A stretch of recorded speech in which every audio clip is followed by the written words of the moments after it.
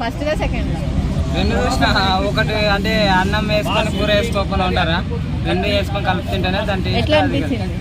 రెండు first trailer కొద్దిగా మామూలు అనిపించింది, కానీ సెకండ్ ట్రైలర్ మాత్రం హైప్ వెళ్ళిపోయింది. ఎందుకంటే ఆ యాక్షన్ సీన్స్ కానీ అంటే ఫస్ట్లో మన ట్రైలర్కి ఆ స్కూల్ డ్రైవర్లు పెట్టుకుని అంటే ఎందుకు పెట్టుకున్నారని ఒక డౌట్ ఉండేది, కానీ సెకండ్ ట్రైలర్లో మెకానిక్ ఇంటి ఇచ్చినారు. ఇంకోటి ఏంటంటే ఆ ఫైట్ సీన్స్ కూడా చాలా బాగున్నాయి. ఆ యుద్ధ ట్యాంకులు కానీ అవన్నీ కానీ హాలీవుడ్ రేంజ్లో అనిపించినవి. నాకైతే అది బాగుంది. బ్యాక్గ్రౌండ్ మ్యూజిక్ కొద్దిగా అంత అనిపించలేదు అనిపించింది, ఎందుకంటే రవి భాస్కర్ గారు బ్యాక్గ్రౌండ్ మ్యూజిక్ అంటే హెవీ లెవెల్ ఉంటుంది. మళ్ళీ ఇలా కాకుండా మన దాంట్లో ఇస్తే మాత్రం బాగుంటుంది సినిమాలో. ఇంకోటి ఏంటంటే ఫస్ట్ ట్రైలర్లో మొత్తం ఫ్రెండ్షిప్ గురించి బాగా చూపించి మళ్ళీ లాస్ట్లో మాత్రం కాన్సార్ రాజ్యం మొత్తం మారిపోయింది వీళ్ళ వల్ల అన్న తర్వాత వీళ్ళే పెద్ద శత్రువులు అవుతారు అనేది మన సినిమాకి వెళ్ళి అయితే చూడాలా. ఇంకోటి ఏంటంటే నాకు కూడా టికెట్లు ఒకటి ఎప్పుడెప్పుడు అని ఎదురు చూస్తున్నాను, ఎందుకంటే బెంగళూరులో నేను ఓపెన్ చేసినప్పుడు మొత్తం తెలుగు స్క్రీన్లో ఉండేవి. మనమ్మ కన్నడ అసలు అనేది లేదు. ఏంద్ర నేను ఇది కన్నడ అన్నా లేకపోతే ఏంది మన తెలుగు స్టేట్ అన్నట్టు అనిపించింది. అక్కడ టికెట్లు వచ్చినాయి కానీ మనకి రాలే. ఆ తర్వాత నిన్న నువ్వు చూస్తే నిన్న లాఠీ చార్జ్ కూడా జరిగింది ఫ్యాన్స్ మీద భీమరామ థియేటర్ ఆర్టీసీ క్రాస్ రోడ్ కాడ. కానీ అంటే టికెట్ గురించి ఆత్రాన వెయిట్ చేస్తాం. ఇంకోటి ఏంటంటే రాత్రి నుంచి చూస్తున్నా ఎక్కడ టికెట్ బుక్ అవుతుంది. ఏంది వితిన్ సెకండ్స్లో మొత్తం సోల్డ్ అవుట్ అయిపోతుంది. టికెట్ అయితే బుకింగ్ లేదు. ఇంకోటి ఏంటంటే టికెట్ హై రేట్ ఉంది.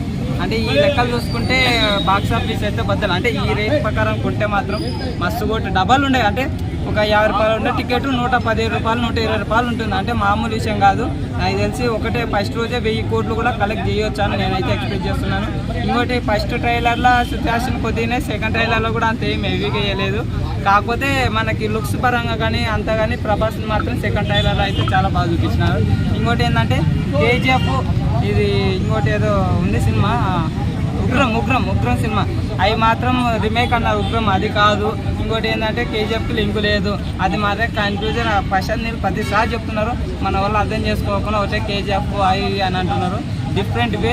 ఇంకోటి ఏంటంటే భారీ కలెక్షన్స్ అయితే వస్తుందని నేనైతే ఎక్స్పెక్ట్ చేస్తాను. రికార్డ్స్ బ్రేక్ అవుతుంది.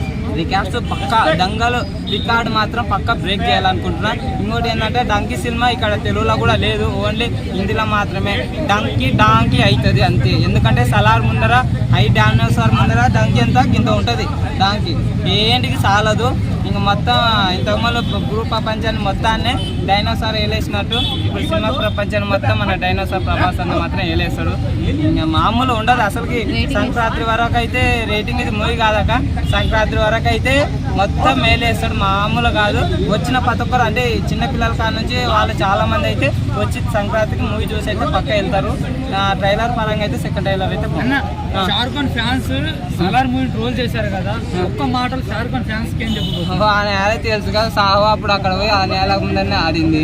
ఇప్పుడు ఏంది ఇంకా డాంకీ కూడా ఇదో చూసి టికెట్లు 6 లక్షల టికెట్లు ఏమో బుక్ అయిపోయినాయి.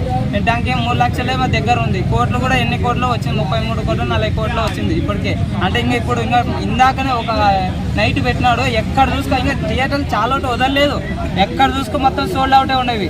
అలాంటిది ఇంకా ఫుల్ థియేటర్లో వదిలితే మొత్తం క్రాస్ అయిపోతే సర్వరే బ్లాక్ అవుతుంది బుక్ మ్యాచ్ ఒకటి మామూలు. ఇంకోటి బుక్ అది పేటిఎంలో కూడా ఎప్పుడు రాలేదు. టికెట్ మీద క్లిక్ చేస్తే ప్రభాస్ ఫోటో కూడా వస్తుంది. మొత్తం చేంజ్ చేసి పడేసి ప్రభాస్ ఇంకా మొత్తం ఆపలేరు ఎవరు డైనోసార్ని అయితే. Thank you.